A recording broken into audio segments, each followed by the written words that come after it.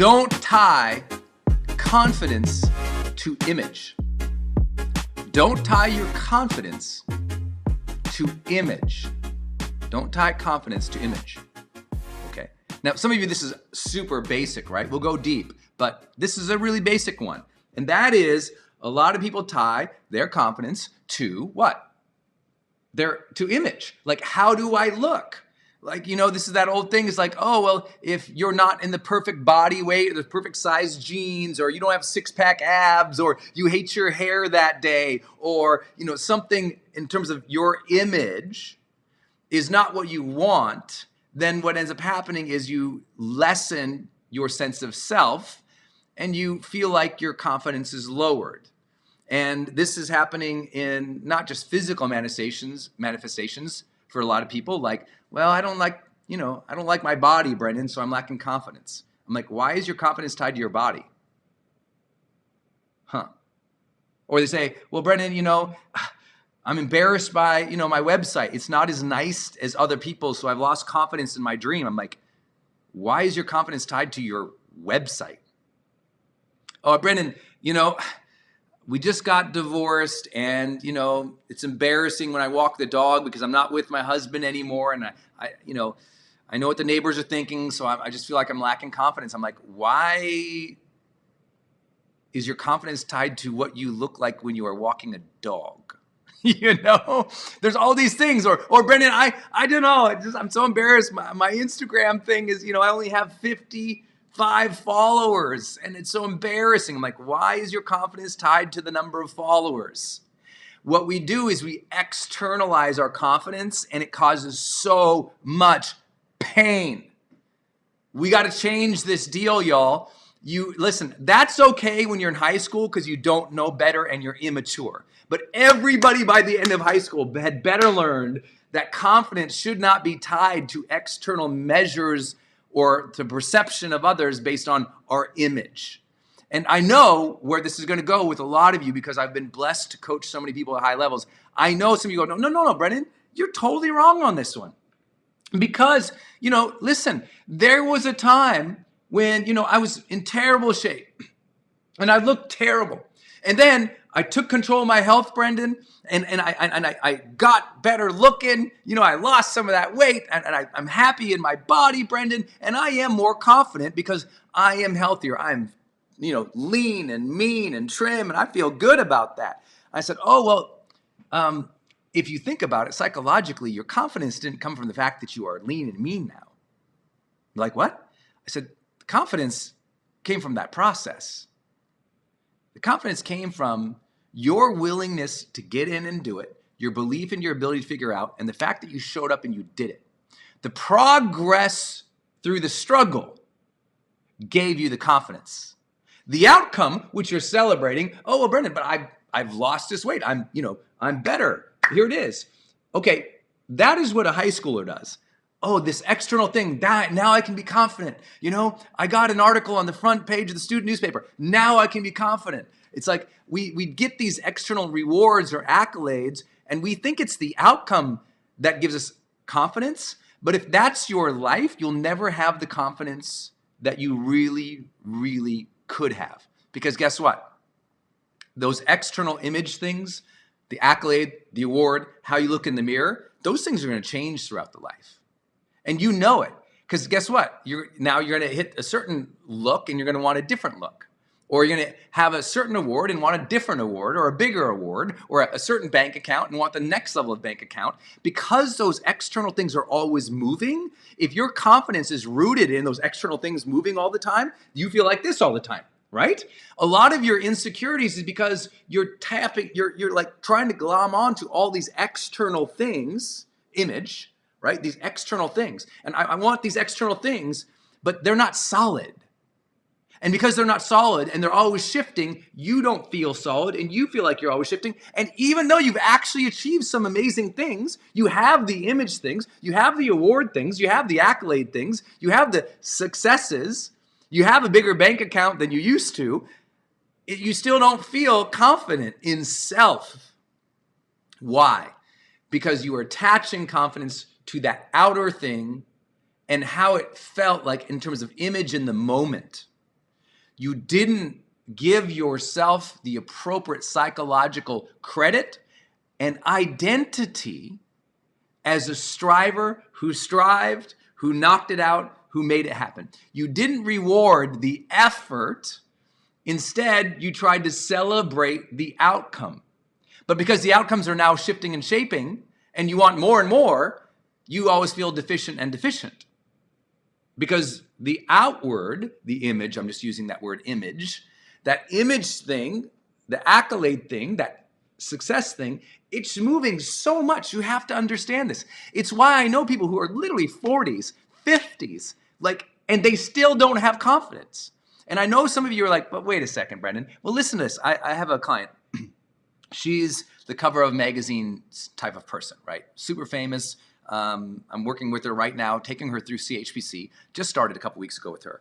And something really fascinating has happened is she's received all these awards in her life, and she still doesn't have the confidence. And I said, well, what other awards do you need to achieve? And she actually, well, I'd like to get this one now, and I'd like to get that one now, and I'd like to get this one now. I said, but you already got a trail of 10 other ones over here. If those 10 other ones didn't give you confidence, why do you believe another one will? Why? Listen very closely, my friends, because I love you. If that last dollar increase in your bank account didn't give you more confidence, please don't fool yourself in thinking the next extra dollar in your bank account is going to give you more confidence. It's very important to understand right off the bat that the shifting of the external, the shifting of those things that we want, the shifting of the rewards, of the accolades, of the dollars, of the houses, of the cars, because those will always shift. We'll always want a different one, a newer one, a fresher one, a better one, including in our body.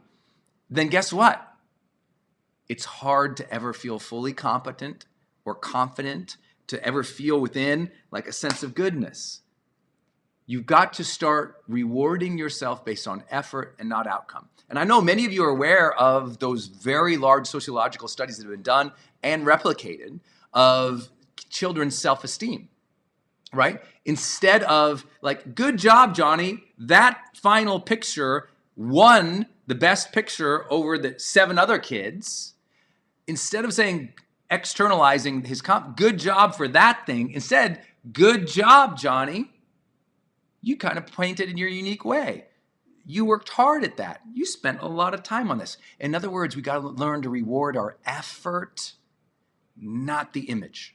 I personally believe that confidence, real confidence, deep confidence, soul-driven confidence is really the belief in my ability to figure things out. It's not about having or even having done that exact thing. It's I believe inherently in myself that I can learn it, I can do it. I can learn it, I can do it.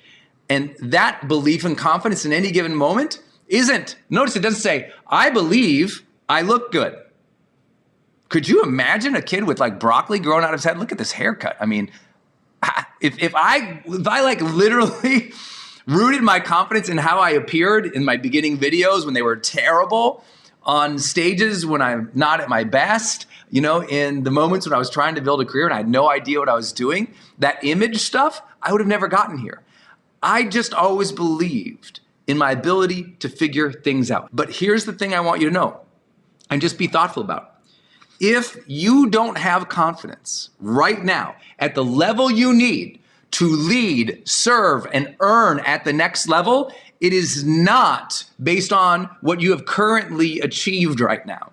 Because you've already achieved things, because you've already struggled through things. The problem is you never gave yourself sufficient credit on the struggle, on the effort, on the heads down, on the working through, on the belief, on the desire, of the hunger, on all of the stuff that was going on to get you where you're at. Because what you're doing is you're discounting where you're at. You're like, well, I'm only here, Brendon, and I want to be here, so I don't feel confident yet. And I'm like, ooh, be careful. You're slipping into tying your confidence to identity. So let me put it up again. Don't tie your confidence, can you see that? Don't tie your confidence to image. One of the fundamentals one of the fundamentals. Now I want to share with you what I call the ladder of perception. It's just a way of understanding how your mind works. So often we go through the day, something happens and it turns us into a bad mood, and for the rest of the day we're kind of wrecked and ruined and upset and frustrated, and it's not until we go home, have 5 glasses of wine that we finally chill out, right? So what can you do in the middle of the day to get yourself back? It's just helping you understand, well, how do your thoughts work? How is it that you're getting into these times in your life where you're just emotionally so upset or so frustrated, or you feel like you're just not in control? And how can we use that same reasoning to figure out how can you shape a more positive mindset? Because we all want to feel better, right? We want to have more positive thoughts. It's just hard when the day is crazy. We all want to have a lot more buoyancy and vibrancy and pop to our life, but it's hard when we keep taking in so much information that's not always positive, right? So this is going to be a way to explain how to get you in a better mindset. And it all begins with this first part. The first thing that happens to shape your way you think is you get some information, right? Super basic, I know, but hold with me for a second. Sometimes we don't realize how much information is coming in that is turning us into a negative person. And sometimes information happens and we grab hold of it and make it more than it is. I mean, has anyone said to you in the last couple months, hey, it's not a big deal, calm down?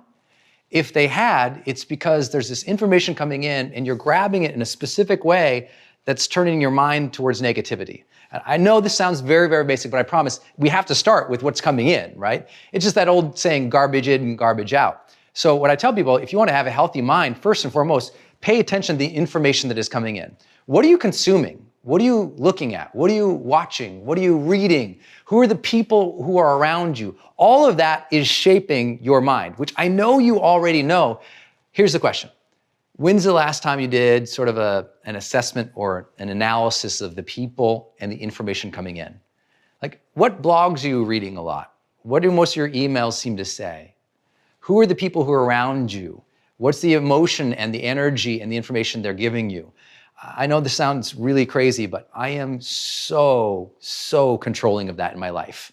I don't have a lot of negative people who are always giving me negative information. I don't consume very much media at all. I don't watch horror films, or I don't consume a lot of information that just tends towards the negative at all. Not because I'm Pollyannish, because I understand how it's going to affect me long term. So pay attention to the information you have coming in. Second, as the ladder goes up, well, we get the information and then we interpret it one way or another. This is where obviously we know we see something, some information comes in, we interpret it as bad or good, positive, negative, something I need to interact with and react to or not. The challenge is most people take little pieces of information and they blow it up and they interpret it to mean something very personal and very negative. If you're in a place where you feel like you have a lot of arguments and fights, it's rarely about what's coming in, because we all deal with negative information or bad things, or the day gets interrupted. It's how do you interpret it? Then as we move up, we move to identity, right? This is, what did I see? What does it mean, positive or negative? Then it says, what does this mean about me specifically, right? And this is where people take things very, very, very personal.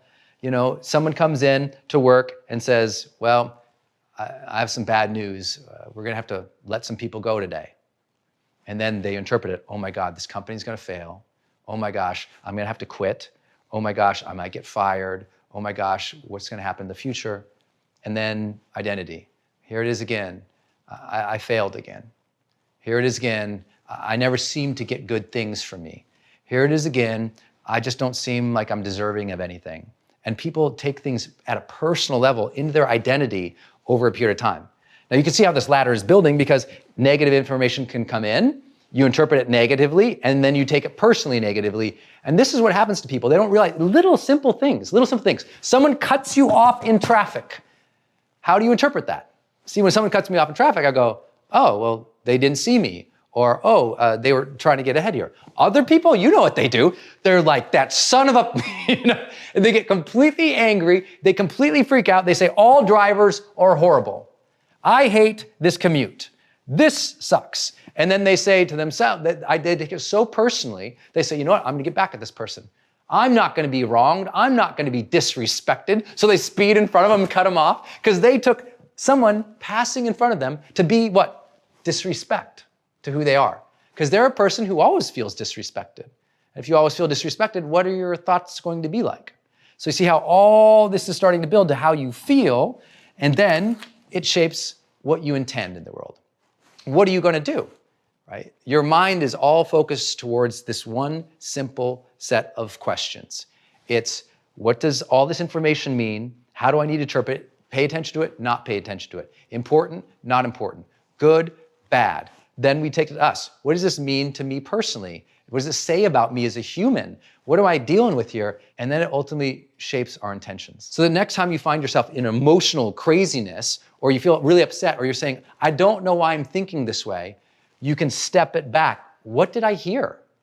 How did I interpret that? What did it mean to me? What do I intend to do? Because all of that led to what you ultimately do, the initiative that you take in the world, right? What you're actually going to be doing. So here's the payoff. When you're doing things that you are not proud of, when you are doing things that you think like, I don't understand why I'm not taking more action. I don't understand why I keep beating myself up. I don't understand why I keep getting in fights with the people that I love. I don't understand why I can't stay more persistent towards my goals. If that ever happens, just take a pause and go, you know what? I need to think about what is happening here. Because it's the way that you're perceiving in the world that is controlling how much you progress in the world, right? And a lot of people, when they're having negative behavior, they just think it's happening to them. And I say, oh, let's just step it back. Okay, you were mean to your husband, okay? You found like you were really short with them. Where did that come from? And then we can just step it back. How are you feeling about yourself in that circumstance or that situation that led this way? What happened? What did your husband do? What did he not do? And how did you interpret it? And ultimately, what did you see or not see and experience? I know it sounds so basic, but try it. If you can work this through on a couple of different examples from your recent past, just think about those times when you really struggled or you didn't feel good, go through this, write it down, journal it, and you'll start to feel a lot more understanding about who you are and how your mind works.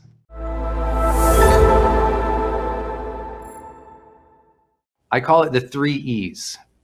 Okay, the 3 E's of a relationship. This is when I know a relationship is great and can improve in a conflict situation. So if I'm mediating or counseling or coaching, here's what I do. I watch for, in those initial interactions, when they're coming in, they're describing the problem as an example to me. I watch for the 3 E's. First one, empathy. Empathy. Does it look like the other is listening and is caring what the other person is saying and can understand it even if they don't agree with it? Can they understand it even if they don't agree with it? That's a big one for me. Can they understand it even if they don't agree with it? That to me is empathy. They care that the other person is hurt or confused or upset about something. Like there's just empathy. Often it's nonverbal. I can see that. The nonverbal stuff is the easiest. But often what people don't understand is a lot of times empathy looks like listening. Even if you don't agree, it can listen, like this can be empathy. Literally, this can be empathy. Like you think they're crazy, but you're giving them the allowance to speak. It's empathizing enough. Like we all believe that empathy is warm hugs and sunshine, but a lot of the time empathy is allowing turn taking, asking a question, waiting, nodding, not arguing, or it's saying, I heard you say this. I see it this way. It's those simple notes of validation, time, openness make all the difference. Second thing I look for of the 3 E's, the first E is empathy. Second E is enthusiasm. I think enthusiasm is the master of all emotion, right? Even more than love. People are like, you're crazy. I'm like, no. I know lots of people who have love, but there's no enthusiasm in the relationship anymore. There's no intimacy, no pop, no vibrancy, no variety. It's like they care for each other, but there's There's no energy behind it. I think the energy behind things is enthusiasm. When we're excited about building our life together. Or listen, when we're excited about solving this problem together. I remember the first, I was doing a divorce referred mediation. I was in grad school. And I knew this couple was going to survive. It was 5 minutes into this thing because they were just we were so excited to solve this thing together. And I was like, you're gonna be great. I immediately knew. And it was so easy. It was not easy. It was so well resolved because there was enthusiasm. Even if we don't agree, enthusiasm for the solution. Enthusiasm to move out of this crappy time. I love when people do coaching or counseling, and I've talked to therapists who go, oh my gosh, they were so happy to finally share their hatred for each other. They were so enthusiastic to get it out and to talk about it and to start working on it. The enthusiasm to work on it, the enthusiasm to improve it, the enthusiasm to build that future together, the enthusiasm to resolve it, that is such an indicator of things. So how do you feel? Are you enthusiastic to improve that relationship, to grow it? Are you enthusiastic to go deeper, enthusiastic to do the things for your other who just loves it? Are you enthusiastic about them and their life? So important. Empathy, enthusiasm. And the third one, encouragement. The strongest relationships are built on encouragement, right? We know this from the social sciences. I know many of you guys heard me recommend, for the last decade, the work by John Gottman and his wife in research and relationships.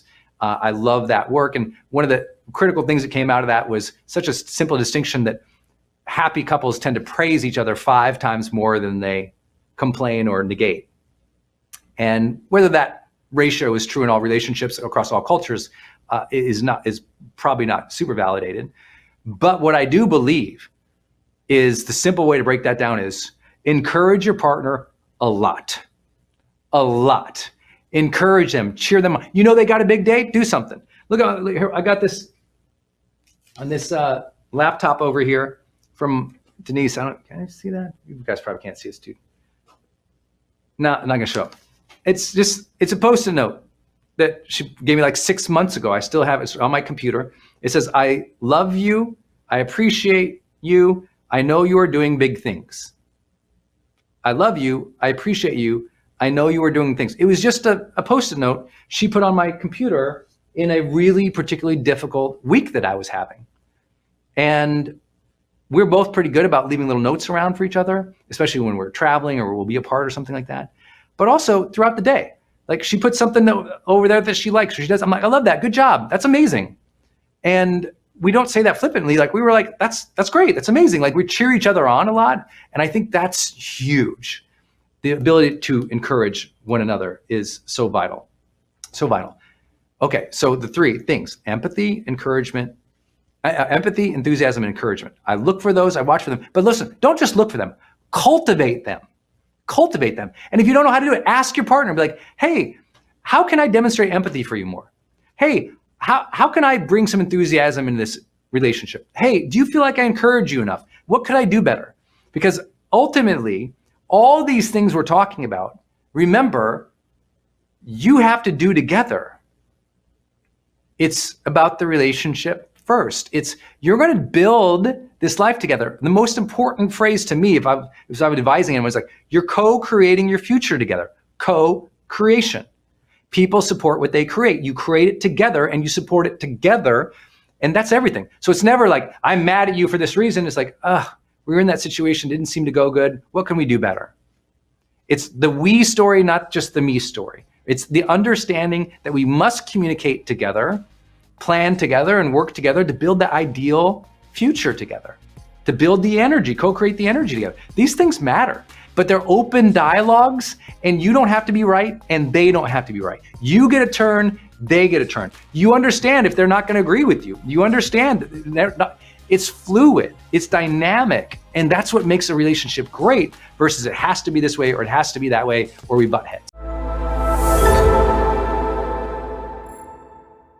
What's up, Growth Day? Hey, it's Brendon Burchard, founder of GrowthDay, and I'm so excited for an incredible session with you here today. Today, I get to kick off this month's Growth Day topic, which is habits that changed my life.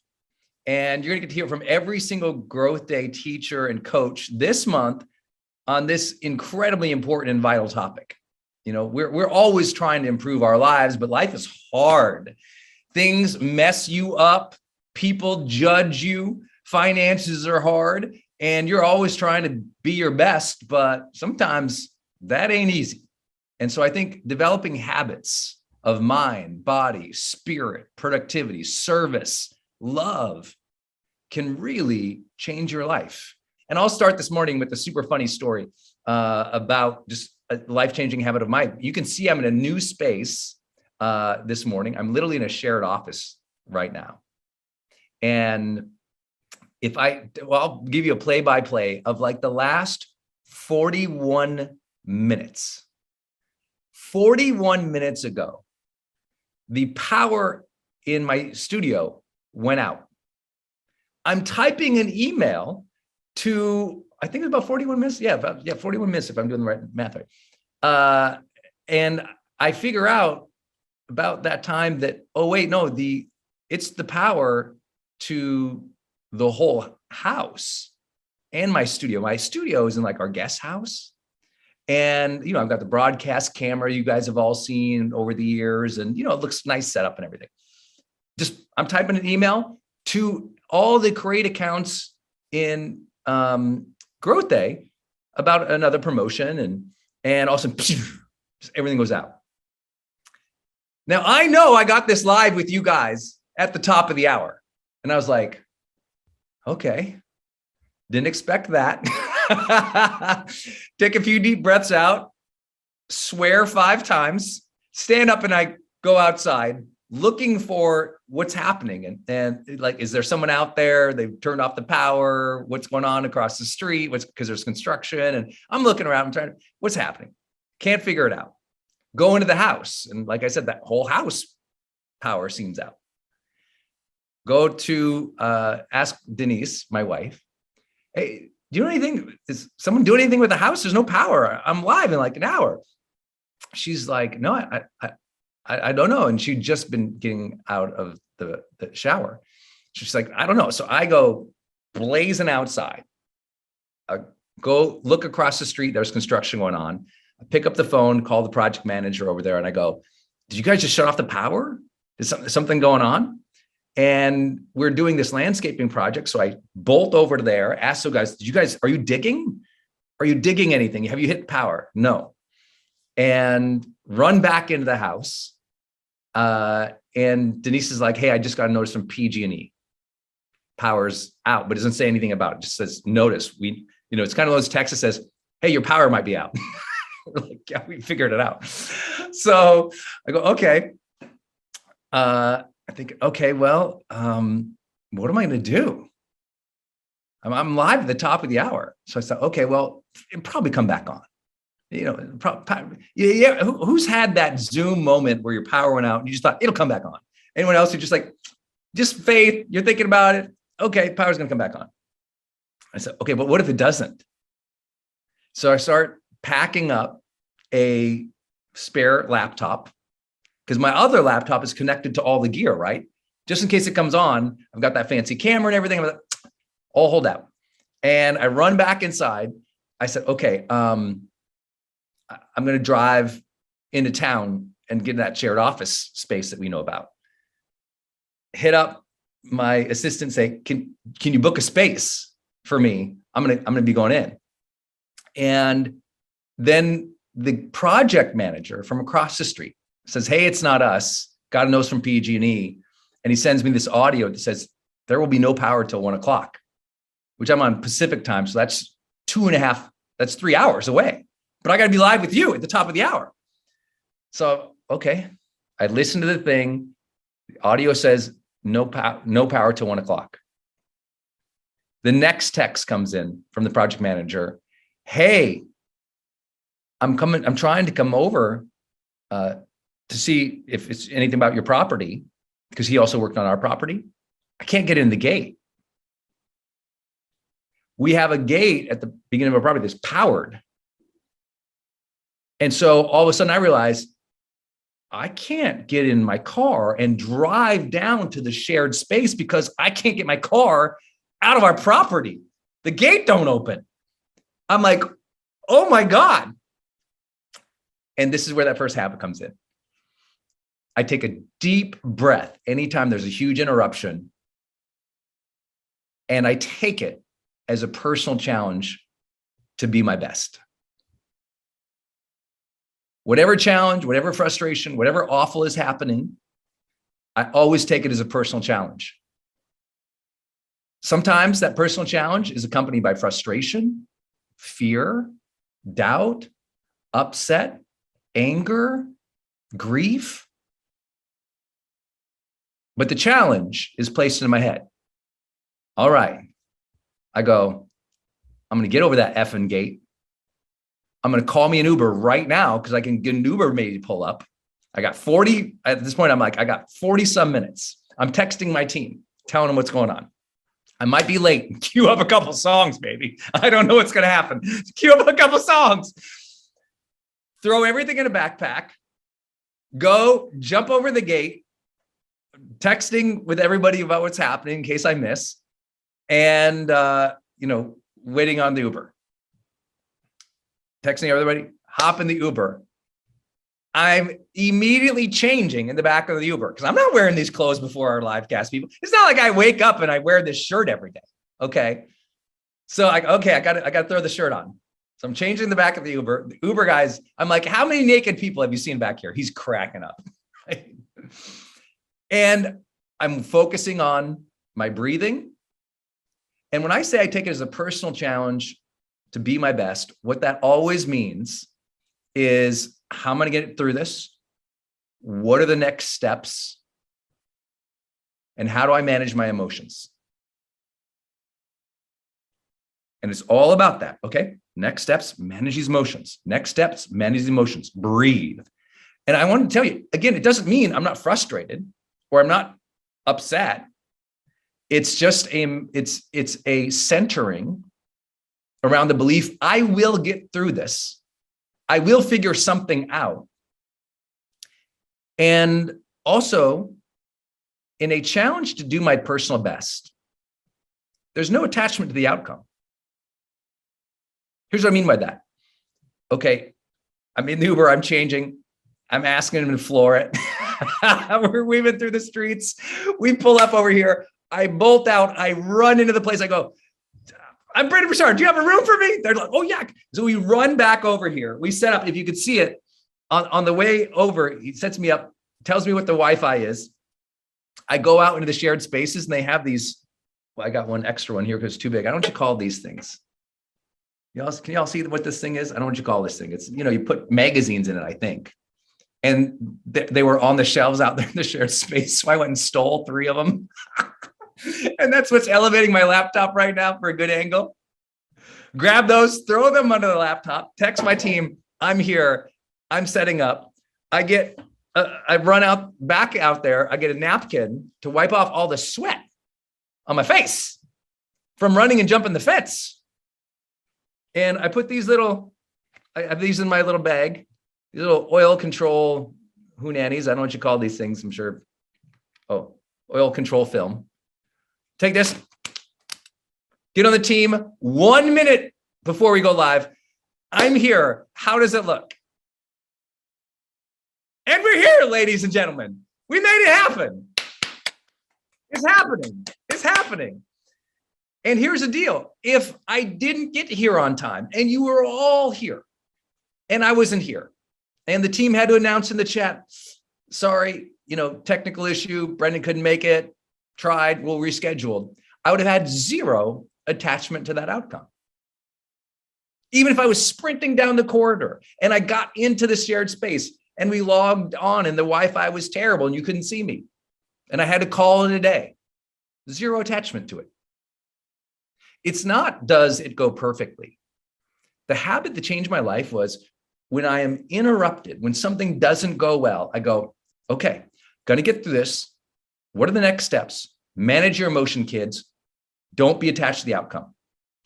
Do your best is one of the things my dad taught me. And I'll talk a lot about my mom and my dad and lessons I learned in my life today. Do your best, but don't be attached to the outcome. Who's launched or promoted something in your business this year and it didn't go well? See, I don't get discouraged with that. My question is, did I do my best? See, when I don't get the sales, when, not enough people show up, when I don't do a good job in a conversation with somebody that's an important conversation, the question is, did I have the intention to do well? Did I challenge myself to show up the best that I could through that, even if the emotions were volatile, right? Like I said, I'm not trying to be Mr. Amazing here. I'm hopping that fence with my backpack this morning, swearing. I'm like, I can't believe I got to hop over this fence right now, but I'm hopping over the fence. I don't bemoan the fact that I have to do it. I don't get, angry at other people. It's just happening. And I'm saying, how do I get through it? How do I do my best? What are the steps? Breathe, handle the emotions, handle the emotions, handle the emotions. Because if you're unattached to the outcome and you're just challenging yourself to be in flow, in process, you have an extraordinary quality of life. You're way less thrown off. And most importantly, you're way less discouraged. Even if it's a hot mess along the way. Even if you struggle to manage the emotion. I'll get through this. What are my next steps? Manage the emotions. Don't be attached to the outcome. Do your absolute best though. Do your absolute best. So I say that because I think this morning's hilarious. And we're here, ladies and gentlemen. I can see your beautiful faces, everybody. I really appreciate you, Ruby and Cyril and Joanna and Dave and Bryce and Alicia and Lisa and Lindsay. And I know we all did our work to get here today. I see Sarah in her backyard doing her personal development right now, right? I see some of you in closets and bedrooms and bathrooms and cafes watching right now. I imagine many of you walking around right now, but we're doing our personal development today. We showed up to make self-improvement a way of life. This is a win, ladies and gentlemen. This is a win for all of you. It's a win. It's a win. You showed up to do the work. That's what matters. And so I think I just was going through and Sarah, who I can't see her right now, but who arranges all of this for all of us each week and does such a great job with our team to pull these off. She's saying in text, she's like, my palms are sweating for you as you're going through all this, and it's just but I'm also like, okay, we'll get through this.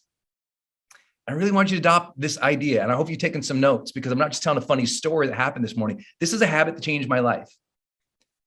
Earlier in my life, when something interrupted my life, I felt that it was almost a learned helplessness situation. So Dr. Marty Seligman's famous work on learned helplessness, I thought the problem was personal. When I was younger, it's against me. Why me? Why do I have to go through this? No one else has to go through this. It's directed at me. My bad luck. My unfortunate reality. I thought the problem was, pervasive. The problem meaning it will always be here. This is terrible. This is tragic. I shall never overcome. When I was younger, I thought that those problems were permanent. This is going to leave a lasting mark. This will ruin me forever, right? There'll always be repercussions of bad performance. There'll always be consequences of us not being our best. But will it ruin you forever? No, it might make a tough month, right? It might be a tough quarter. You'll pull through. What are you talking about? Ruin you forever. It's one of our primary human fears is that we'll be ruined. I used to think that, in high school, this embarrassment will ruin me. In college, this bad grade will ruin me. When I screwed up in my first jobs in corporate America and was embarrassed because I did something bad, this will ruin me. Nothing can ruin you except your own attitude. Can I get an amen on a weekday, ladies and gentlemen? The only thing that's going to ruin you is a bad attitude. Please. You ain't going to be ruined by some objective thing. You get divorced. It's not going to ruin you. You near bankruptcy or get in bankruptcy. It's not going to ruin you. Somebody leaves you, abandons you, call you something awful. You fall on your face. The first business doesn't work. You get laid off. the medical report comes in and it is not good. These things are not going to ruin you. These things are going to be major obstacles, maybe. These things are going to require you to skill up, to learn, to improve. No doubt on any of those things. But those things don't ruin you forever. The greatest secret of couples married 40 years or longer still reporting to be happy, the number one thing they said was respect. Number two is communication. Respect is a difficult one. Because listen, that last time you were condescending with your spouse, that wasn't respect. The last time you judged their feelings as stupid, that wasn't respect. The last time you interrupted them when they were really trying to share something or explain something, that was not respect. That last time you said you would do something, but you didn't do it, that wasn't respect. We break respect in these subtle little ways so often. So here's a simple scoring mechanism. And again, this might be a punch in the gut for some, but it's so helpful. 1 to 10. 1, you have not been demonstrating respect actively and consciously at all. 10, you actually think about it. How can I demonstrate respect to this person? And you think about it actively and consciously. That's a 10. That's like, wow, you're amazing. Okay? 1, you don't even think about it. You're just going through the motions or being disrespectful. 10, it's like on your agenda to demonstrate respect. I'll give you an example. Sometimes my wife and I will go out and we'll be with a couple or we'll see other people. And I make it a goal. I literally make demonstrating respect to my wife and of my wife a goal. So as we go to sit down, I'm like, okay, we're all together as friends or we're meeting these new people. I'll say, I want them to know that I respect my wife. So I will say things to her or give a level of appreciation to her verbally that people hear and they're like, wow, he really loves his wife. But I'll often use the word literally with her, respect. Honey, I respect how hard you have worked to make an amazing relationship with us. And I'll say that to her in front of other people. Honey, I respect how hard you work. Honey, I respect how caring you are. Honey, I respect and appreciate all the help you give. Honey, I respect how brave you are. I respect how courageous you are. I respect how giving you are. I respect how thoughtful you are. You're the most thoughtful person. Write down the 5 most important people in your life, or 10 or 15, however you want. Write down the most important people in your life and score yourself. Have you been demonstrating respect? 1 is no, 10 is yes. But then what I'll have you do is just scratch out real fast. Just write, what's something you do respect about them that you could communicate and tell them? That's what I mean by that. Like demonstrating respect. I didn't ask you to have respect of them. I said demonstrate it to them. Demonstrate your respect for other people. Demonstrate it. I tell myself this before almost every major meeting I have. I say, respect the people in this room. Respect the people in this room. It's something my dad taught me. Respect other people. So I try to actually verbalize it. I try to communicate it. I try to do things that show it. And if you were one of my friends and you knew me, like none of my friends or none of my family questions whether or not I respect them. Everyone knows it. If you're in my inner circle and I have respect, you know it. You know it. Now here's the issue. The funny thing is this new generation, and when I say new generation, I mean people alive today. I don't mean millennials or Generation X or Y or whatever. I mean, if you're alive today, respect is not a word that's actually used that often. People prefer other words that are easier. And that's nice. And yet, that's why there's no depth in the relationship. You know, there's lots of other things that we could say that we want. You know, even, look, even Odile said, she said, I appreciate better than I respect. I understand that. And that's a good thing. But respect is something that they need demonstrated and said, all people. Like, I understand that might be your approach. Like, I like appreciate, but appreciation is just one form of respect. And I think that we need to put that word back in front of us again. We need to make it a goal. Make that a goal. Make demonstrating respect a goal. So maybe something, what could you do for your spouse or someone that you love to show your respect for them? Or to explain to them that you respect their work, their effort, their values, their heart, their commitment. My wife, she knows I respect her like more than any other person alive. There's no question. There's no lack of respect ever in our relationship, even when we have fights. And we're going to talk about that later, because the number one way to quickly make a conflict be worse is do something so that the other person feels like you don't respect them. When respect is gone, there's almost nothing else you can do. You can placate, you can say nice things, you can write them a gratitude note, but if they don't feel respected, that's trouble. So, how do you demonstrate respect to your spouse? First, you speak respectfully of your spouse to other people in a way that when your spouse can see it. Like, literally say the words, I really respect my wife's heart, her giving, her thoughtfulness, her care. Like, say the words, I respect this person for these reasons. And say it around other people so the person's like, wow, that was so nice of you. That was so kind of you. Also, know how your partner feels disrespected. I'll give you an example here.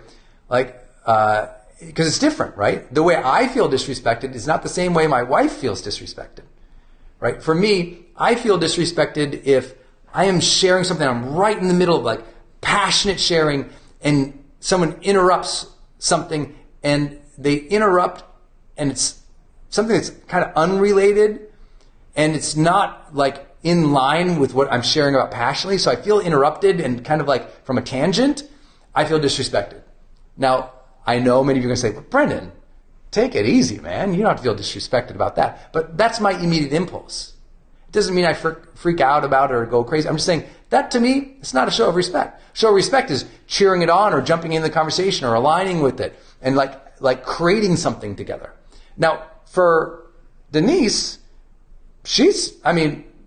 that's not a big deal to her. She's happy to jump in any conversation. So we have different ways. Another way of respect, as I said before, is absolutely making sure that if you say you're going to do it, you do it. That is integrity. That is congruence. I'm defining it here as respect to your partner. If you promised your partner something, show up. Said you're going to do it, do it. Promise to be there at that time, get there on that time. It's not that we don't all struggle with those things, but you being congruent with what you promise is a real big thing, right? Someone asked, Tarek asked, how do you get respect back if you feel that it's been lost? You start, number one, by honoring your commitments. If you say you're going to, like the way to get someone's respect back is be kind and thoughtful towards them and do what you say you're going to do. That's how you get it back. How you win respect from another person, you do what you say you're going to do, you show up when you say you're going to show up, and you're generous, kind, or thoughtful towards them, they will feel respected. Also, the way that people feel respected is to be heard. So learning to reflect back what they are saying to you accurately. And I really work on this one. It's like learning to, like, if Denise says something, I listen to the words with precision of what she says, and I reflect those words back. Not my words, not my take, what she said. Because when people feel, that's big. When people feel like you say, oh yeah, he heard what I said, they feel respected. So you got to work on that one too. And listening to other people, being thoughtful towards other people, doing what you say, all those things are so obvious, and that's why I say make demonstrating respect the goal. Hey everybody, it's Brendon Burchard, founder of GrowthDay, and I'm so pumped to do this session with you on the wealth mindset. What are some ways of thinking about the abundance in your life, your finances, your future success? What are some habits we know increase your wealth over a period of time? And how might you maybe change up how you're approaching this area of your life. But first, the requisite caveats and disclaimers. This is not a financial advice session. I am not a financial advisor. You should know that the first 30 years of my life, I was broke. I grew up in a household where all 6 of us shared the same tub and shower. Is like we didn't have much growing up. I grew up in a town that was economically depressed for over a century, an old Irish mining town. I,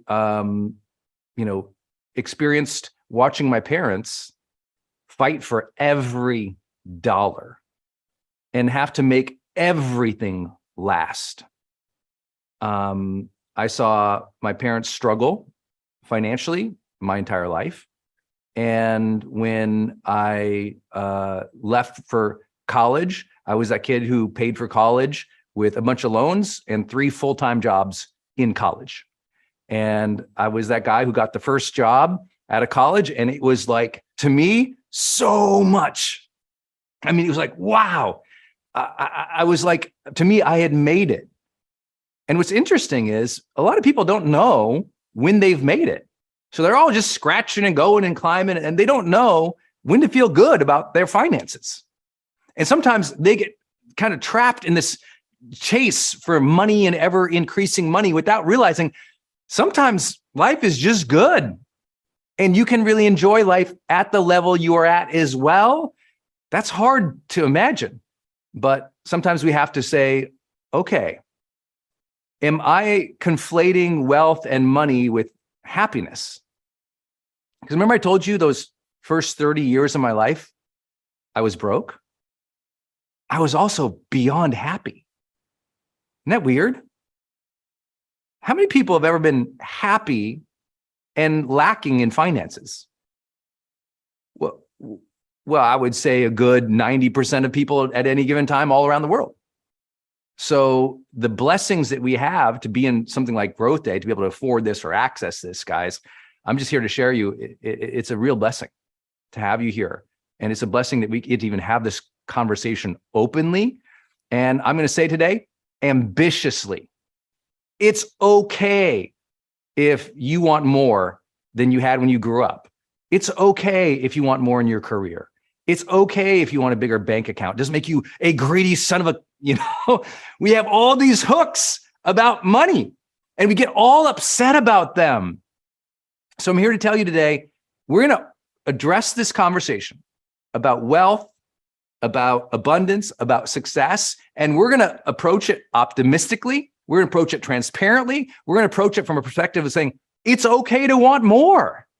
Because when you have more security, you have more freedom, you have the ability to be more generous with your family and your community. Let's not demonize anything about wealth or money or bring in your thoughts about politics or other things. No, let's focus on your mindset today, not your politics. Let's focus on your mindset, how you've approached this area of your life. Because what I can share with you is most people feel so much lack in this area. And in some ways, of course, that's true. Like we've all been down and out and not had money.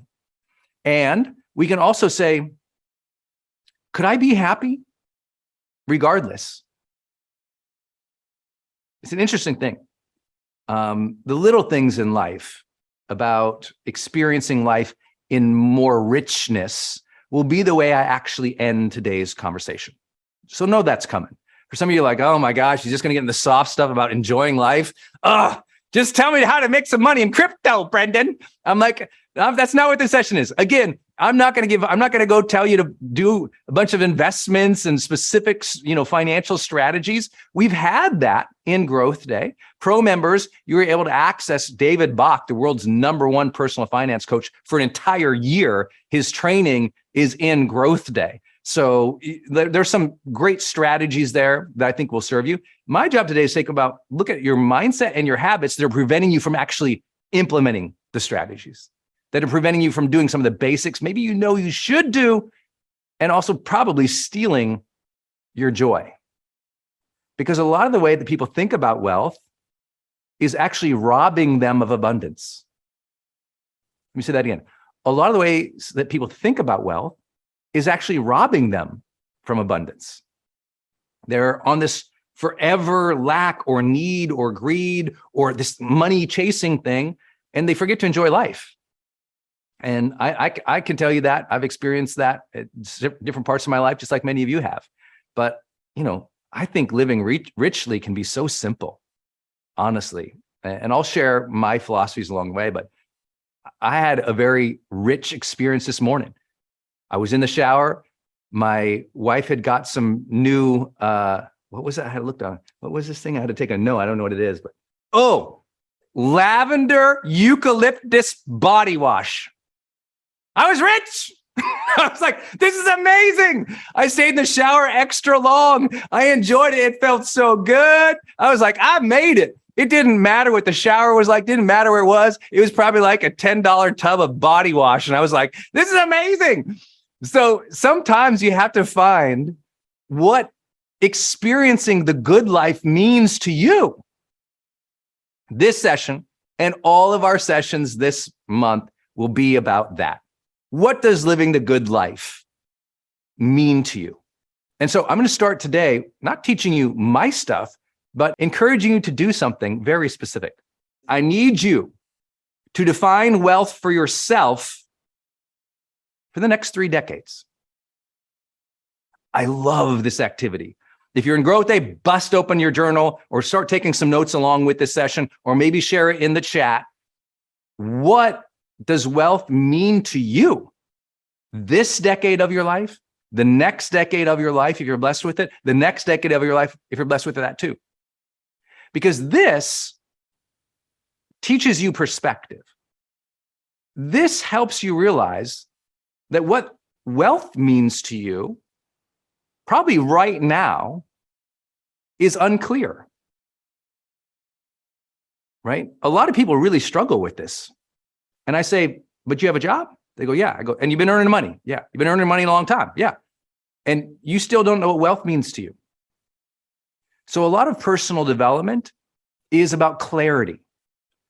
Developing our own clarity about life's most important topics, right? You got to develop clarity about what's important to you. You have to develop clarity about how to be in a relationship. You have to develop clarity about your career. You have to develop clarity about what brings you passion and joy and fulfillment and connection.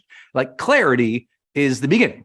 Well, in most people, they've never done this in the wealth category. So I want you to define wealth for yourself for the next 3 decades. So literally right now, on a note card, piece of paper, in your journal and GrowthDay, in the notes section, I want you to write out your age and a decade after that.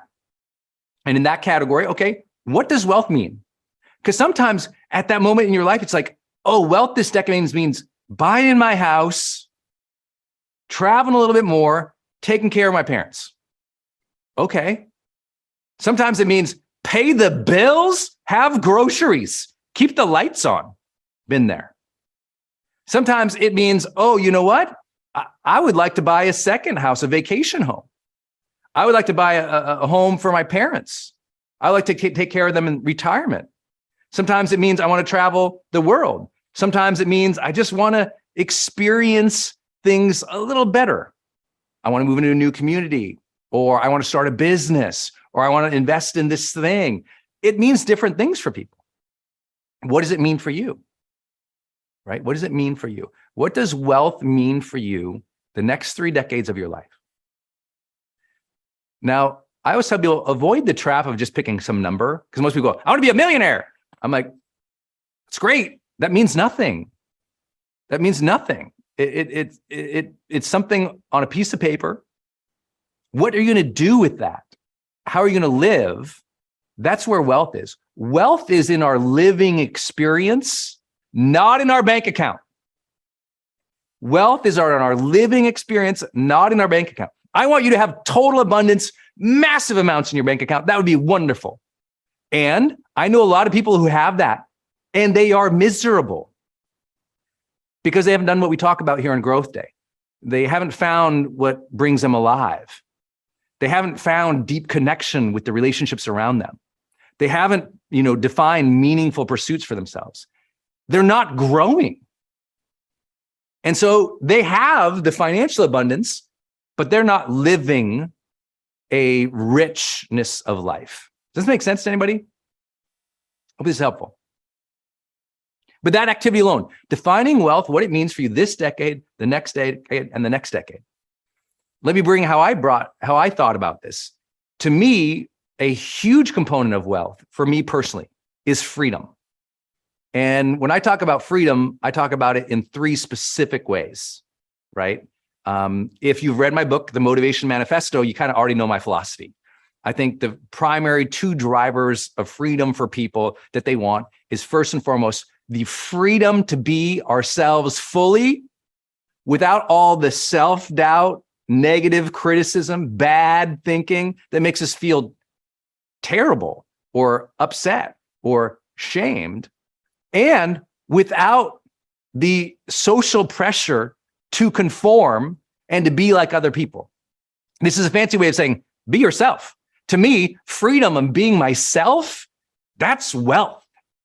That's a prime. You could give me all the money in the world, but if I have to be somebody else, something that's inauthentic to myself, that is failure to me. So to me, wealth has a lot to do with living richly. What does living richly mean? It means being myself fully expressed, spontaneous, fun, the dorky Brendon you all know and hate. You know, that's it. This can be your day for personal growth. This can be that day you committed to and you remember and you go, that was the day I got myself a community. I got better coaches. I committed to making my life the absolute best that I could. This is that day. Make today your growth day. Click the button on this page and sign up right now.